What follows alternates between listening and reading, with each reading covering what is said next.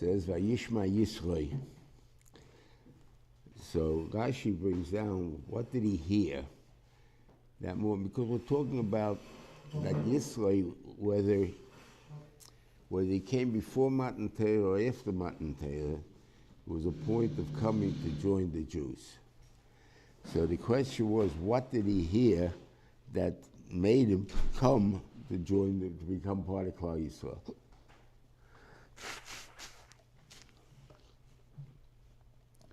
So one is that Rashi brings down two of the things. The Gemara talks about, Moses was questioning about Matan Torah when he came. That's why he doesn't mention Matan Torah. But one of them was Kriyas Yamsuf, so that we understand. The mention saw the powers of HaKadosh Baruch Hu, and because he saw the powers of HaKadosh Baruch Hu, he was able to subjugate himself to HaKadosh Baruch Hu, which that's why it's so important in the Selas HaDibros to understand who the Rebbeinu Shalom is. Okay, that's one point. The second thing is because he heard of Mechamas HaMolek. Mechamas HaMolek is a small thing.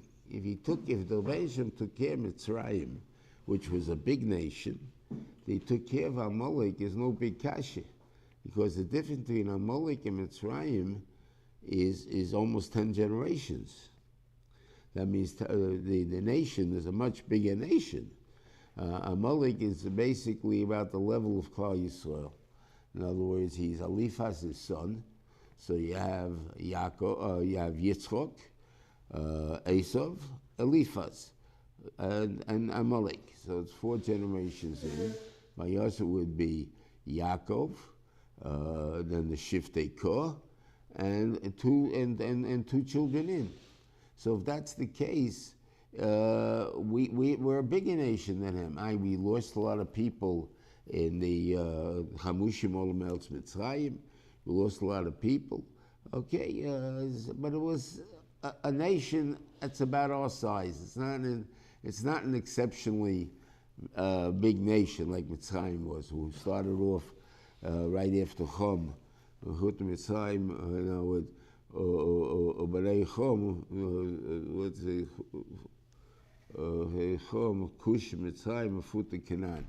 So Mitzrayim was ready after Chum when they started the nation. So the nation is already at least 10 doiros before Avram even, and then you have 4 more doiros, so it's like 14. So it's a lot of generations that by using progression, there should have been a lot of people there.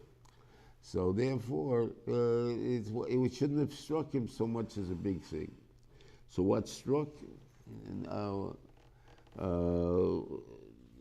Yisro is maybe the other way. From Kriyas Yamsuf, he saw the power of HaKadosh Baruch Hu. That's true. And that's wondrous and terrific and everything else. Abel, I'm a tzaddik. I was a Megaya. I didn't mekabel the Torah, but I'm still a tzaddik. I'm still a human being that's able to understand moral values. I'm able to think this. I wouldn't necessarily become a ger because of that. But I held Mechamas HaMolek. I saw that there's such people that can deny, if there's all these wondrous things that happen in the world, they can deny that there's a Rebbeinu in the world. That is a thing that felt important, that we got to treat Torah to our children. And that's what he sat down to tell us. And we'll talk about that also, that it's very important if we don't give them the ammunition to defend themselves, they're going to fall to the ways of the world for children. Okay. So what did he take? He took Seforim and 2 sons. One is called Gershon. I was a stranger in a strange land, right? So therefore, it shows that he didn't. He's not in Menucha. V'shem ha'echad Eliezer ki el keyovi v'ezri v'atzilei mechav parei. Which one came first? V'atzilei mechav parei came first because he saved him. Then he found himself in a strange land. He found himself in Midian, or Cush, or wherever he was there. This was Midian because obviously that's when he had the kids.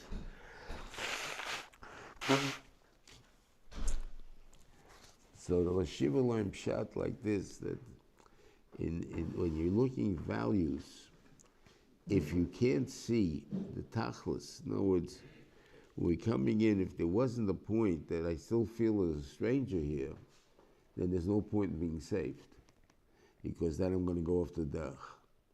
I have to feel I don't belong here. And I don't belong here, I belong with the Shiftei Koh, I belong with whoever my parents are, with whatever Klal Yisrael is. And so I can't live in a strange country, even though I got saved. But being saved is not a yichus. It's only if I reach that I feel that I have to aim for something higher, because then I can say thank you for saving me.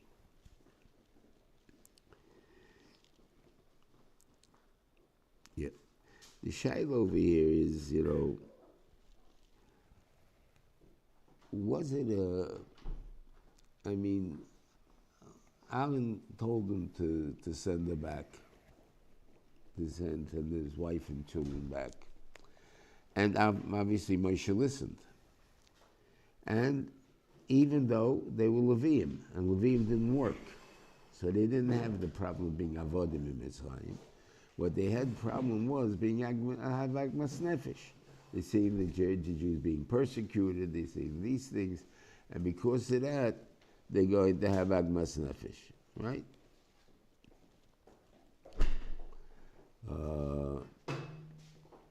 That's a strange thing. I mean, you sent them back, and what did you keep away from them because of that? They didn't have the mitzvahs or the nisim that taught them, Ani Hashem b'kerv haaretz, Ani Hashem kein kamoini b'chol haaretz, Ani Hashem, whatever it is, all the things the Mitzrayim learned that we also learned at that time, that the Rebbeinu Shalom's total control of the world and everything else. And we didn't see Kriyas Yamsuf, which is Aminu b'Hashem of Moshe Avdei, which was a tremendous what do you call it? The keach in the thing. Now, you'll say maybe by seeing the split water in your glass, maybe it was a thing like that. That I don't know. It doesn't sound right. What can I tell you? So l'chayre, they should have gone, and maybe that way they would have yarshened Moshe's covered in the end, which they didn't. Yeshua did. Nothing there because maybe they weren't worthy. Obviously, Moshe Rabbeinu thought they were worthy because he asked for them to take over. But the Maisa, whatever the Rebbeinu saw, it wasn't enough. But he didn't give them that chance.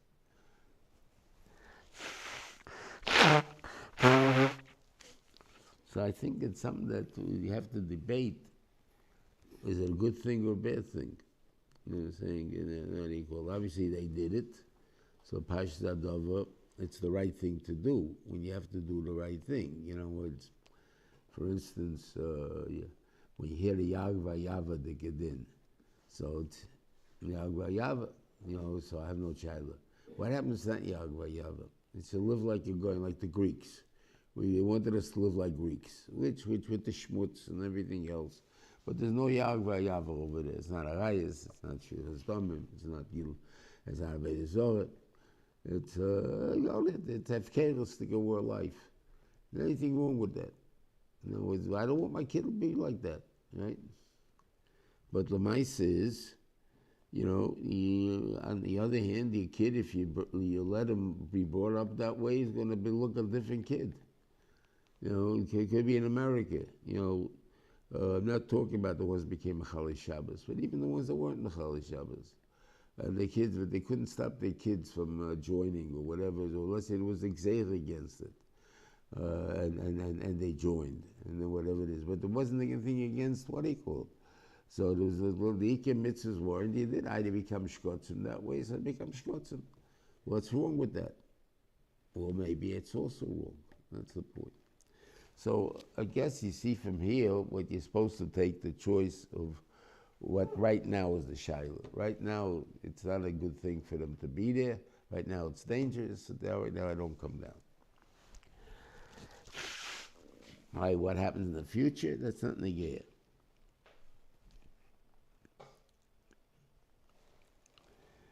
Okay.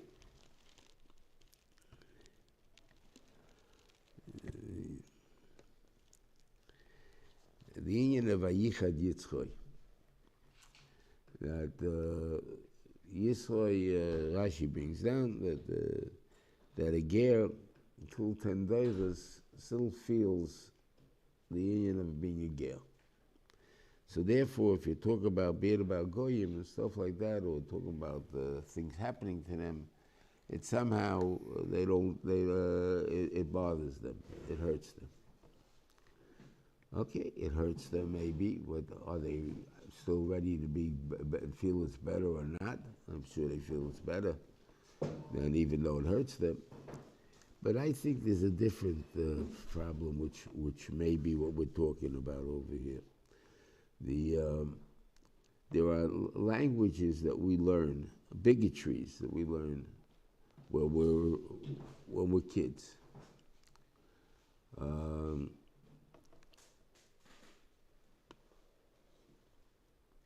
Give you a marshal, I think even myself, I think you learn certain bigotries when you were a kid. And then when you grow up, you don't find you bigoted. And I believe that I am not a bigoted person. I really believe that. Okay, like you say, that's your belief, but that doesn't mean you're not a bigoted person. But all right, but anyway, but at least I think I'm not a bigoted person. Okay. Yet if I get cut off by somebody that somehow I have learned words of as a kind word, that dumb, what do you call it? I would say that time, not dumb, what he cut me off for, whatever it is, right? Why? Why using that word? What's it got to do with being a dumb, what they call it or not? The guy cuts you off, you can be a green guy, who cares what color he is, or anything else. So why are you saying these things? Elavos, that's the language I learned, it's in me. Because it's in me, when it comes point of stress, it comes out, okay? The same thing could happen when you have, and I saw this in the cases of a gal sometimes, where with the expression, where they have a fight over money, and the gal will say to the Jew, you're a cheap Jew. And you're also a Jew now. It has nothing to do with being a cheap Jew anymore. About, I want to hurt you, I want to say something that you may resent, or I think, or may tight you up, and I pick up something I picked up when I was a kid. It has nothing to do with what the reality is. That's what I'm saying. So that's what it means that you still bring it out. We have pride in the goyim. You have pride because they were your forefathers. You have what he called, and all of a sudden you're talking about their destruction and whatever it is there. All of a sudden it hurts because these are people that I held as heroes all my life, and all of a sudden you're making nothing out of them. Then we learn a very interesting zach here. Here's the pasuk the way Ridge Kipshute. It's different than Targum actually touches pasuk Yud Aleph. Ati Yadati, now I know, Ki Godla Hashem Mikol Elohim, that God is greater than all the other gods. Right? There are no other gods. Yisro knew there was no other gods. He was a ger in that sense way before. He didn't become a Jew, maybe, in the sense until Matan Torah, but all the Jews didn't become Jews either until Matan Torah. And if he became after Matan Torah, so he didn't become till he became. But Lamaise, he was not an Oved Avodah Zarah anymore. So what do you mean that he's greater than all the other gods? By the fact that he did Mida Keneged Mida. You'll ask people, I ask kids sometimes, what's justice? Define justice for me. and the kid will, they go back and forth doing what's right, and the law. Who made the law? Well, whoever's in office made the law. Oh, so you tell me that depends if the Democrats are in or the Republicans are in. Of what's considered justice. Is it wrong to steal or not wrong to steal? I mean, this is a basic problem we have now. Is it, what do you do? So all of us, that doesn't touch up justice, because if it's up to the people to do whatever they want, so then that doesn't make justice. One says this is justice. So he's telling you like this. All religions, Yigol Hashem, Yikol Elohim, God is greater than all the other gods, meaning all other gods are made up by human minds, right? They're not real gods. They're made up by religions, made up by people, right? So each one, you hold this way, I hold this way, right? So therefore, was Robin Hood a good guy or a bad guy? Was he a crook, or was he a guy that did justice? He took from the rich and gave to the poor. Didn't say he took from the crooks and he gave to the innocent. Took from the rich and gave to the poor. So the only benefit, the only thing the guy did wrong was being rich, and the only good thing the other guy did good was being poor. That's not necessarily justice, right? But he was still a hero, because he did good things for us. On the other hand, he may be a Russian. So that's dependent on who the person is, which religion you have, right? God said, you know what justice is? If you said you can do this to somebody else, then we could do it to you. Because you can't do bad to somebody else. So if I did it to somebody else, it's not bad. If it's not bad, I can do it to you. You break your own justice upon yourself. That's what justice is. And that's the only translation of real justice, is what you paskin for yourself. We find the Rebbeinu uses this derech even without Mida Keneged Mida.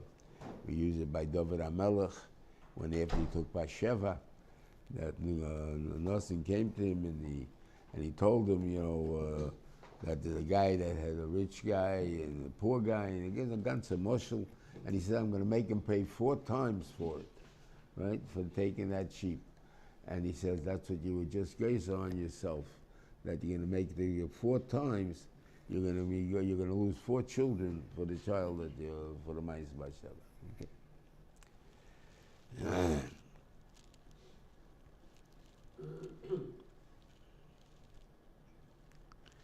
Okay.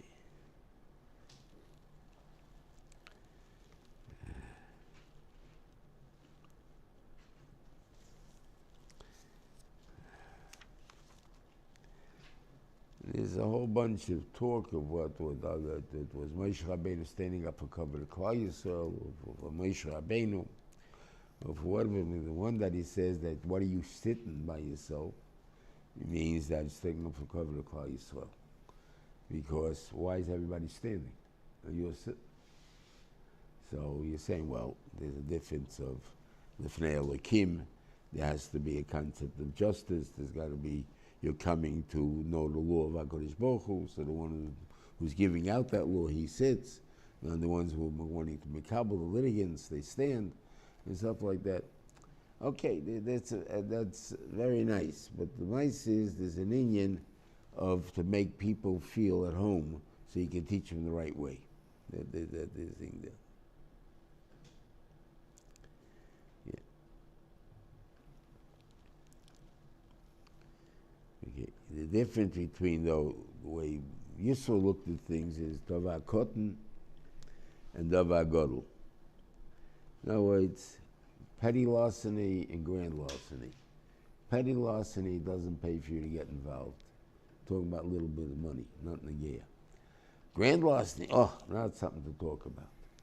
And the din is, kakot and kagodl yishpetu. You have to do the smallest, and the same din teira that exists there. And therefore Moshe Rabbeinu answered the davar kal kosher. In other words, things that are simple to understand, he left them, and David HaKosher, that they took more intricate things, intricate things, he then did himself, or he went to the Rebbeinu Shalom with it, whatever.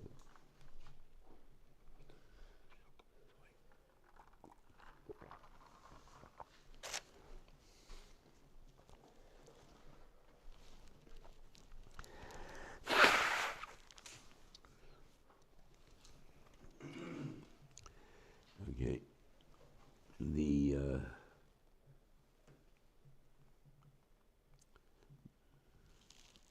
What's that? Zokin. Who's there? Zokin. HaKodesh. The Ari. No. The Chaim HaKodesh explains the psukim here by Chodesh Ashlishi. It says, "When Yisro melech Mitzrayim, Bayim Hazeh Bo Midbar Sinai," is out of context. Because the next pasuk is the one that should have been, "Vayisro me'afidim hayoveru midbar Sinai." They went from Ufidim to Midbar Sinai. So how did he came? Because he talks, I came to Midbar Sinai before I was over there. So I saw a rabbi describing this, and there was obviously the acting that he was able to put into it made it so memorable that it always the simcha I saw on his face says, "You guys came." The Rebbeinu Shalom, the first thing is out of time because it's not keseder, because the Rebbeinu Shalom didn't act the way you're supposed to act. In other words, what do you call it?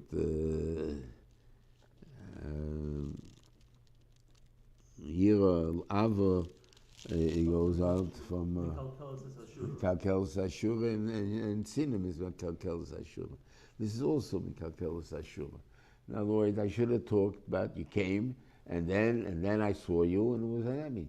The first thing the Rebbeinu reacted was, I saw you, you're there, Baruch Hashem, you came, you came to Har Sinai. And then he talks about, how did I get to Har Sinai? He's like, left over there. So that's why he says it. I said that the way this rabbi did it was, I found it amazing. That let that Eindruck cup that, the simple HaKadosh. Okay. And he tells him, the Rebbeinu tells him he should tell the Beis Yaakov, Isagid of Yisro. Beis Yaakov is the woman, and Yisro is the boys, the men. Before you talk to the Bnei Yisrael, you better make sure the Beis Yaakov is on board. Because if they're not on board, you're not going to be very successful with the Bnei Yisrael. And that's what he did.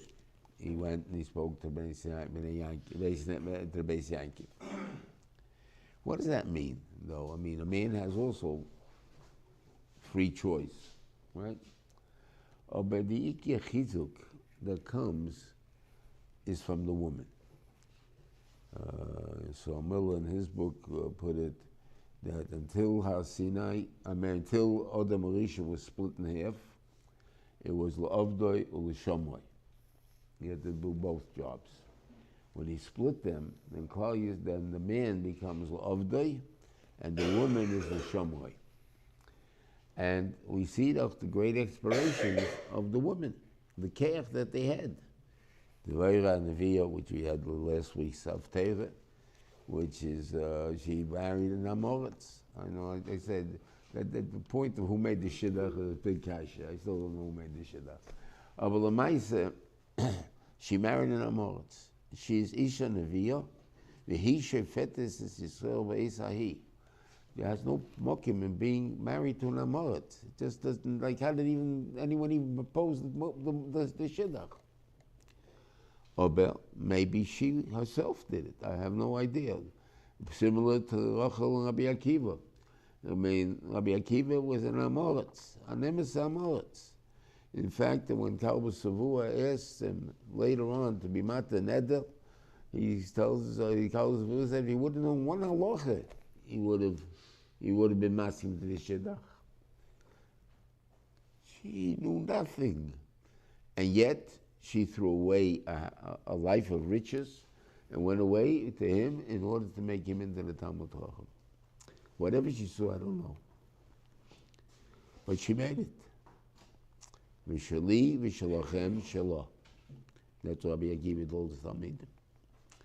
So therefore, you got to know that was the Keach. Here also by Dvaira, it says over there that he had 3 names. He had the name of Lapidus. He was called Borg ben Avinoyam. That means he became his house for. That means a very big madrege he became. And he also, his name was Mechoel. That was what his real name was, Mechoel. The other 2 names were, of course, Lapidus. She gave him wicks to be able to, but she did this. She did this to make him, and he became. It's not that something like that. Now, the woman had this keach. I had over this mesa with my mother, Gufa, that when the communists took over in her town, in Luban, they were vatal the Rabbonis and all this thing, and they assigned jobs to the people. And the Rosh Yeshiva was assigned the job of ditch digging. The ones who saw my mother or knew my mother, she was much taller than my father, much bigger than my father. She was a strong lady. And my wife would describe her was if she would wring out a rag, it would be dry. That's the keach that she had, okay? So she went to the communists and she told them that you should know that if you're really serious, you're not just out to mivaz l'rabonim, but you want the ditches dug, I'll do a better job than my husband would do, because I'm stronger. Leave him alone. And they left him alone. And he was able to steig in learning in those years. And she was digging ditches. And from that I understood the attitude and relationships sometimes between my mother and my father, which I didn't understand, because I learned this first when I got up from Shiva from my mother. As I first learned the story. Because the ones that were talking about it were my siblings who were in Russia, and they knew it. I didn't know this story, so therefore, for me it was a Chiddush Gama. But they were talking about this Nikudah, but I understood my mother then. And I always had charot that I didn't give it a proper covet. They would always argue, the Shiva and the Rebbetzin, in this sense, that, people came to take him to a market or something. Where I see he's necessary. I was going to give it Vatera. He's going to have covered from it. Whatever it is, they like, hey, so, Ma, why are you mishing in? Let the poor guy go where he always wants to go, right? That was my attitude. And I kidding, I hadn't known. But now I understand. It was her Torah she was protecting. You have a cold. You can't go because you're going to get sick. And then we need you, what's going to be, right? She's a balabos on his Torah because she made it. The guy didn't just Torah that came, I married a Talmud Chacham. That's not what happened.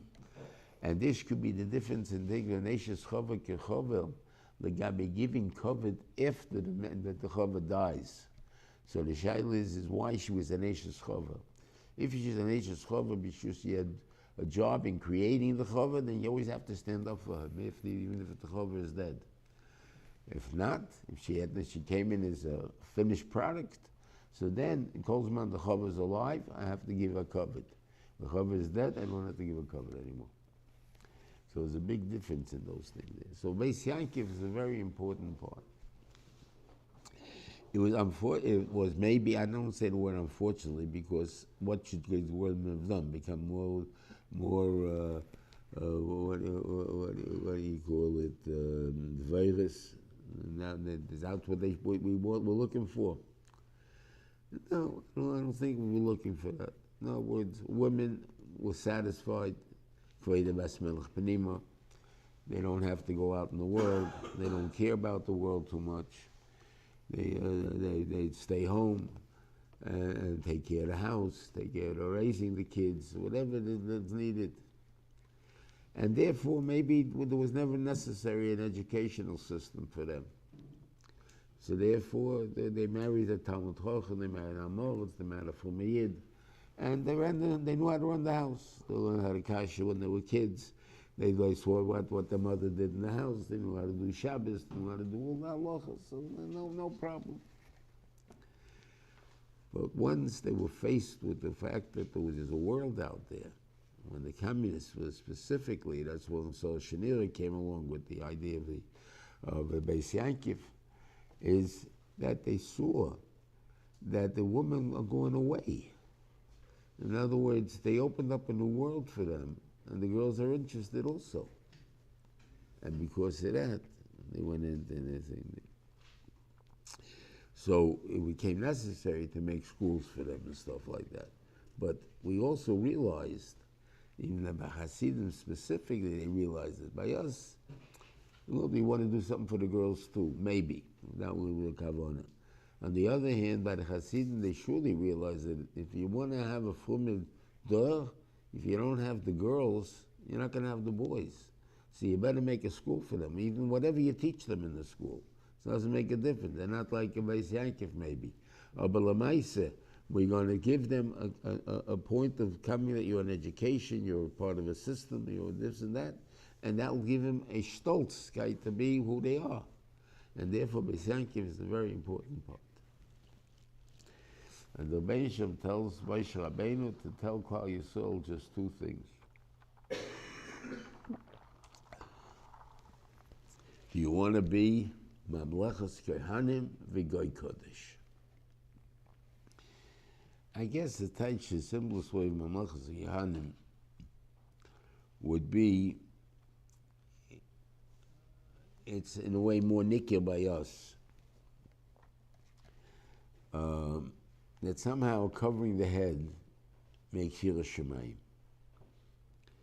Now, the reason we do it, with the Ashkenazim more than the Sfardim, the Sfardim and the Bnei Torah do it, but the Balabatim still don't do it. But by us, they all do it because the Christians have a din for an inyan of that is it a cover to take off the hat or not, tip the hat, he's up. That a covered, or maybe cover your head as a covered. Who says which is a covered over this? Sfardim among Arabs, among Muslims, so they don't have this thing of removing the hats. They don't have to keep that Allah as that. But there is a din. Now Gemara has that Rav Nachman as a kid was a crook. He used to steal things. So his mother put him on a yarmulke, and he came and stopped stealing. Rashi seems to only put on 2 yarmulkes, because the Shai lives if you wore yarmulke altogether and not before. But from and the Parshas Gemara means that most of the Shai, Rav Nachman, he put him on 1 yarmulke. No, he wore yarmulke because they keep him out of faith. If you look at it, the Goyim, the Pope, the cardinals, the bishops, they all have a yarmulke on their head. Right? The Pasha Galach, maybe he doesn't. Maybe, but during the Avodah, I think he also has. But we always wear yarmulke. Why is that? Because it's somehow this is a connection between you and God is through the yarmulke, covering of the head. Why it's so, I don't know, but that's the thing there. And that was the point of the way the Rosh Hashiva explained why it's B'chukasem Loiseleichu by the Christians is because they believe in Emtsoi, that it has to be someone in between you and God, and that's the Galach. And therefore you are nobody, you're an animal as far as they're concerned, so you remove your hat from your head, your covering from your head, and the Galach, he puts on the hat because he is the one that's what equal. And so, but we don't need Emtsoi. We are the ones that act for ourselves all the time. So we're Mamlechas Kehanim. We always are there. It's not a point of it. And Goy Kodesh, that we're a point of restrictiveness as far as the Hanoyas of this world. What's called holy is a person's not Polish, is considered holy, a monk. I was talking about the goyim, the way they consider what's a holy person by them, a monk. What's a monk? A nobody. Guy sits alone in a cell in a little place and copies things that has nothing to do with the world. That's a holy person. And the Rambam says we're holy.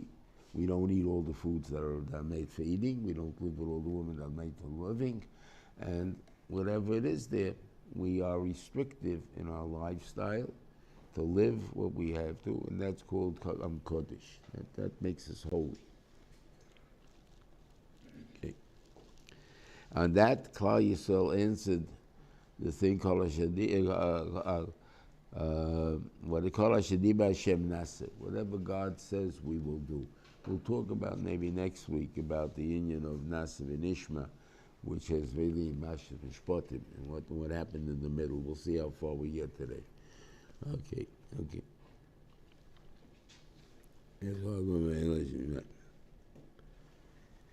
Right. And why? Because on what he said over here, you want to be a Mamlechus Kehanim V'Ger Kodesh? Sure. Everybody's going to agree to that.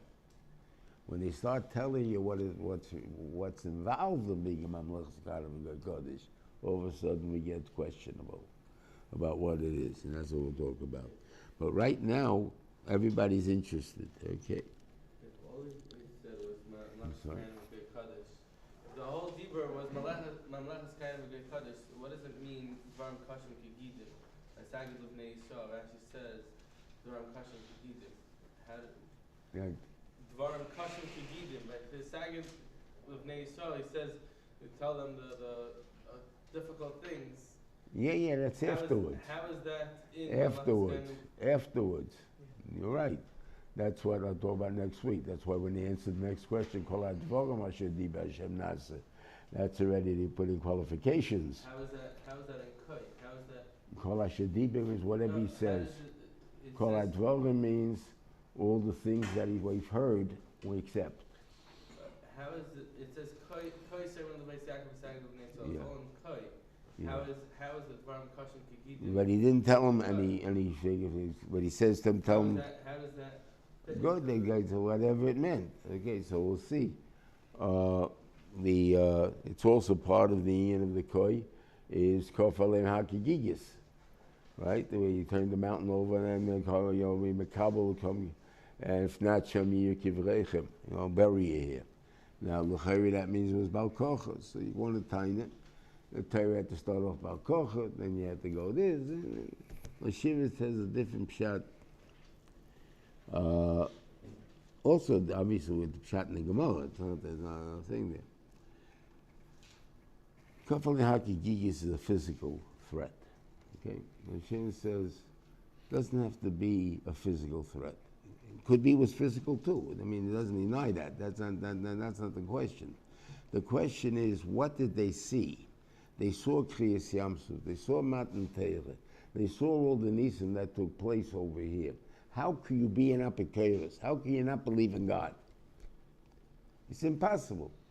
So I forced you to believe in God. Why? Because you saw so much about God that you have to believe in it. So you can't even be an Apikoros. It's not fair. Right? So that's what the Benjamin said. So that, Zman, we saw the nisim, we saw everything. But doing the Beis Hamikdash, the whole time, we were only with Kabul, Yisro, because we understood who God is. When we came to Purim, when the pshat is all of a sudden, we know where he can wipe us out, Haman can wipe us all out, and we're so very vulnerable, and everything else, and we still believe in God, and we still recabble the Torah. That is the godless that we have. So that was only able to say, well, God is not visible anymore to us. It's not obvious anymore. So then they're godless to us. Before then, it was obvious. There's nothing godless that we can brag about that we accepted. Big deal. What else were Jews going to do?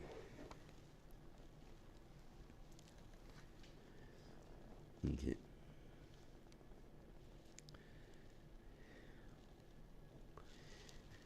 In talking about the point before, about Beis Yaakov, it also could be the reason that they put on the third day, that Moshe Rabbeinu put on the third day, and why the Rabbeinu Shem didn't, and that we should talk about it, and that we should be involved in understanding what the part of the woman is. A man, after Tashmish, because Zerah, he gave out Zerah, he's Tomei one day. Gotta go to mikveh. And he's Torah. A woman takes 3 days to become Torah. So because the Zerah can lay in her for 3 days before it becomes Nikla. So it takes 3 days. So if we were not interested in the woman attending Har Sinai, so then we should be 1 day. But if we want already 3 days, that means we want all the women there. All the women. So therefore, now we have an Indian of that there should be Torah the whole thing. And the fact is that we want all the women for that reason, that they're part of Klal Yisrael. They have to be Mekabel the Torah themselves.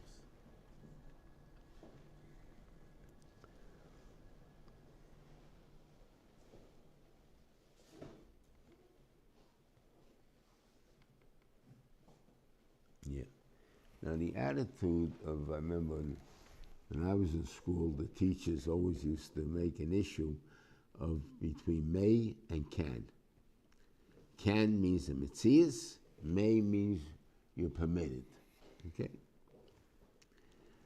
Moshe Rabbeinu said there's no such thing. If we are not permitted, we can't. Because the Rebbeinu Shem tells them to tell Klal Yisrael they shouldn't go up to the mountain. Right? They'll die. And Moshe Rabbeinu says to the Rebbeinu Shem, I don't have to tell them. You said you can't go up there, so I can't go. They're not going to go. I don't have to tell them. So now it's can't and may is the same thing. If I may not, I can't.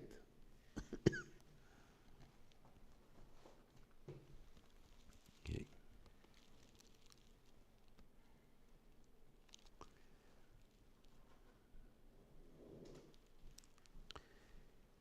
Now, Anochi Hashem Elokecha shetzisicha me'eretz Mitzrayim, the Rambam holds this, the mitzvah Hasei, which is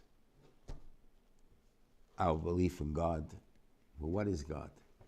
Shem Echad, one God. What's one God? I mean, a guy has a company, he manufactures something, he's the president, but he manufactures it. What do you mean he manufactures it? He doesn't do anything. He has 5,000 workers making the stuff for him. So why are you calling it, you're making it? 5,000 workers are making it. Oh, that's called, I'm making it. Okay, because they're my workers, my thing. So if you're going to touch it, you can touch up God that way too. I'm God, I control the world, right? Because I control the world. Everybody in the world that has any control will work for me. And therefore, that's the way it is there. But that's not what we believe. We believe that the Rebbeinu Shalom has total control by himself. That means he produces it all by himself. It's not that everything else is produced by others. In other words, that's why we believe he is infinite. The Rebbeinu Shalom has no form and no beginning and no end. Because wherever there is only him. There is no other one. There's only Echad. There can't be more than one. That's the point. And that's why we can't believe in anybody else helping out. There's no one else that helps out. He does everything himself. On the other hand, he's just talking about that's talking about only the Jews. You're not talking the Goyim here. So maybe to Goyim, you can have that concept that there's a chief god and a bunch of other gods under there. Like, in other words, a Shituf. Because as long as you believe that there's a God that controls, that's good enough. But that has to be that he's the only one. No. Meanwhile, the Arabs believe like us. So the Shiur God that says you're not allowed to use the name that they use for their God, for God, not for their God. It's the same God as us, for God, because that's a Shem Hashem. Now, why is it a Shem Hashem? Because once this is a name that's used only for the Rabbeinu Shalom, and it's used obviously by a tremendous amount of people, so then that name becomes Kodesh. It's not the word God, which means it can be an Avodah Zorah also. The thing there, this means God. There's only one God, but then what they call their name.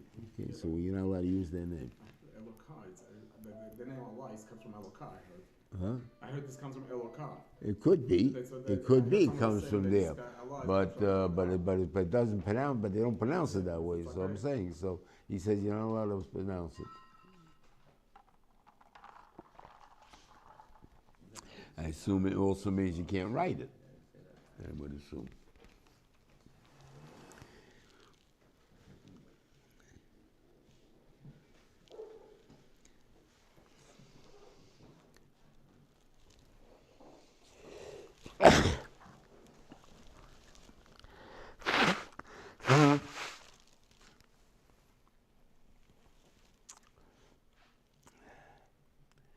Zocher Shem HaShabbos L'Kadshe.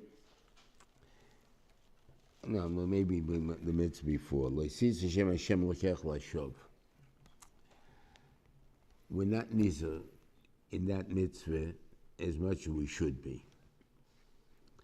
I'm not talking about the point that people make nidorim and shvuas without even thinking about it. And you'll hear kids even talk about that way. I promise, in other words, that this is so. You're not supposed to say that. But even with the Shem Hashem, it doesn't mean I'm just saying falsely. You know what I mean? It means when I say it for no reason. In other words, the Shem Hashem you can only use because it's Kodesh. You can only use it for something that's important. If it's not important, you can't use it. Why do I say we're not that nizer in it? Is we make mistakes, right? And you will listen to a kid who's laning, even sometimes even a grown balkaya. He makes an error, and he has to go over. He goes over to Shem Hashem too. Not supposed to. You can't go over it unless you say the same post, the whole posik. But if you don't do the whole posik, you can't say the Shem Hashem. So therefore, we're not there that we read too fast sometimes. Whatever it is there, you have to fix it. You left out a word, you put it in there. And he's saying Shem Hashem without what he goes. So you got to be more careful as far as that goes. That's the point of giving proper cover to HaKadosh Baruch Hu, that his name means something. Now, Zocher Shem HaShabbos L'Kadshe.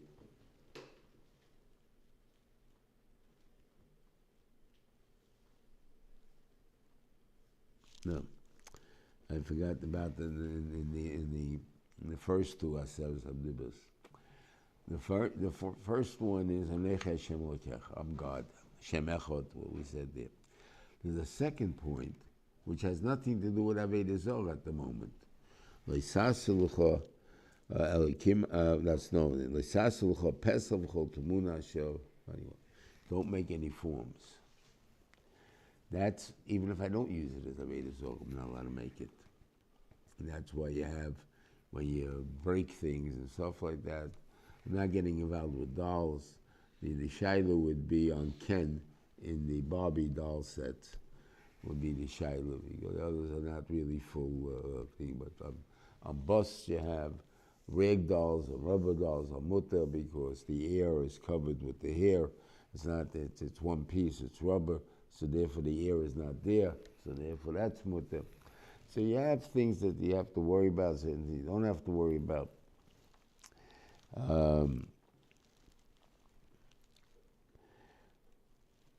But drawing pictures of the moon, the sun, all these things which are also, and you're not allowed to do. And that's because it has nothing to do with Avodah Zorah. I mean, it could be because they don't want you to use them for Avodah Zorah, but the Rebbeinu Shem asks it, period, to make it. Okay, the shaila is to own it. That's a different story. It says don't make it. Can you own it? That's a different shaila. Or do I have to break up all the things I have? What about pictures? Pictures, you don't find that they destroy the pictures. They destroy the bus, yes. They break the nozzle of what these things are. But you don't find them kind of crossing out the sun in a picture. I mean, something like that, you know. Okay.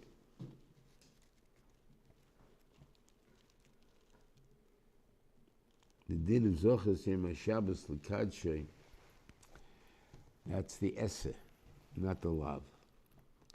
The Lav is Shomer Yom Shabbos L'Kadshay. What's the difference between Akim or Goysha Shavas is Chayiv Misa? A guy that doesn't do work on Shabbos is Chayiv Misa. Why? Because he says, I also have the commandment. You don't have the commandment. You don't have the thing there, you're not part of us. What I mean is that. But to understand what Shabbos is, that it's a day of rest, something that you're thinking about, and whatever it is there, that there's a purpose in life besides they just working for life to live. There's a point of living to appreciate, not just to eat to live, and the thing there. So there's a point that I have to appreciate what I'm doing that the guy can also understand, and he has to do. And there has to be a tachlis to what he creates. It should only be for good, for the benefit of the people. So atomic energy is one of the biggest things that we have on that thing. You can blow up the world with it, and you can make everything good for the people with it. And there's tremendous energy involved. Now the mitzvah is, and I think that the goyim, that goyim, Frei Yidden find this when they come. Where I live now, I don't have so many, but where I used to be on the east side, I used to have Frei people eat by me sometimes, neighbors, other people. And what struck them about Shabbos, different than any other day, is that they can forget that that there's a panos out there, there's a world out there. I can forget for 24 hours a week, my whole world is only here. It doesn't exist outside. I don't have to live there. I don't have business today. I don't have anything today. And that they found was the most relaxing thing they can do. Like this, they came in, the phone is, they're always never to the phone. The phone is ringing and this and that. They can't use a phone. So all of a sudden they can relax. They can't call me if they want me to. So they can relax. Once upon a time, once we left the house, we were free. Now we carry it with us all the time. And then you're never free. And the thing though, the kids think it's fun because all they do is yentiv on it. But when there's responsibilities, they can always reach you with responsibilities, and all of a sudden you don't want the phone anymore. You don't need it anymore. And that's the difference is. Yeah.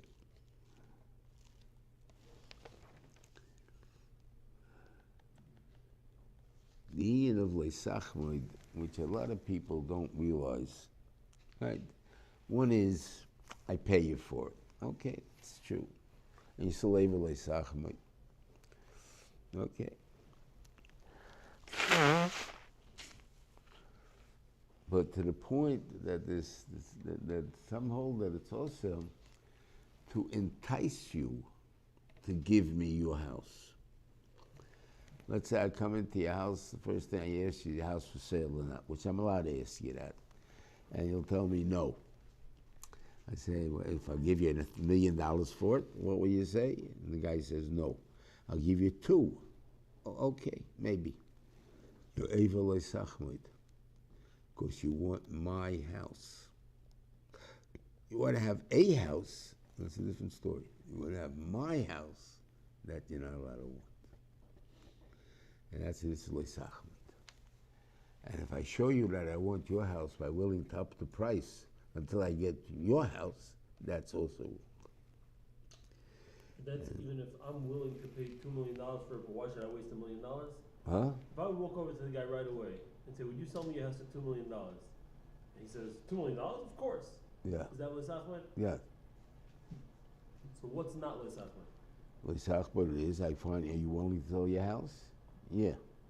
How much you want for it? I want $3 million. I'll give you 2. Have to not want to pay full price? No, I'm just giving you a marshal. But if he says for 3 and I'll give you 3, it's fine, good too also. He asking me how do I bargain with him? No, I don't want to bargain. Let's say I would pay 10. So fine. I want that location. He asks you your house for sale, he says, yeah, for $10 million it's for sale. And let's say he says, let's say I walk over and say, could I give you $5 million for your house? Even though I would pay 10. I would pay 10, just I don't want to waste the money. So could I offer a price that he'll say no to first? Fine, but when you offer me the price, that it's a price that you know I can't refuse, that's L'Sachman.